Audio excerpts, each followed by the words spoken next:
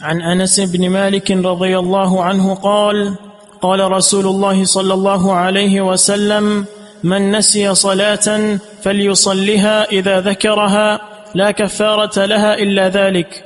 وتلا قوله تعالى أقم الصلاة لذكري.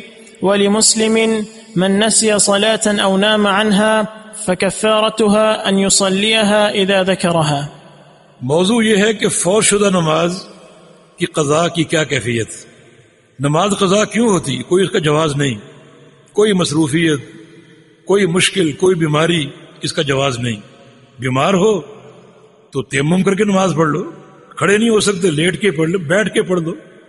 شریعت نے کوئی گنجائش چھوڑی؟ کوئی تاخیر اور نماز کی قضاء کی کوئی گنجائش نہیں. مسافر ہو تو قصر کر لو، گاڑی میں سوار ہو گاڑی نہیں رک رہی، گاڑی چلتے چلتے پڑھ لو، خوف ہے دوڑتے دوڑتے پڑھ لو.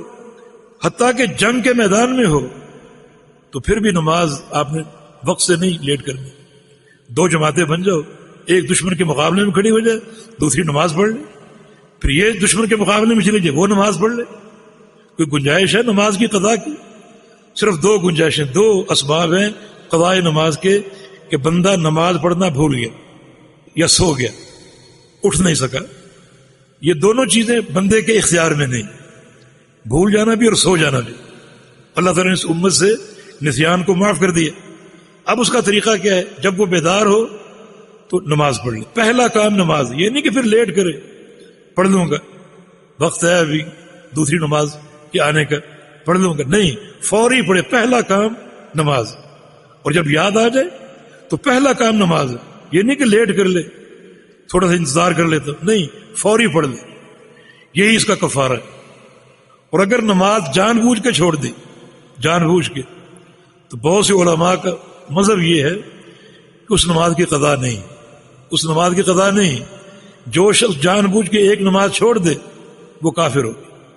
یا تو توبۃ النصوح کر لے، توبۃ النصوح جو توبہ کی شرائط کے ساتھ، اس عزم کے ساتھ کہ آئندہ کبھی نماز نہیں چھوڑوں گا، اور پوری پشیمانی کے ساتھ.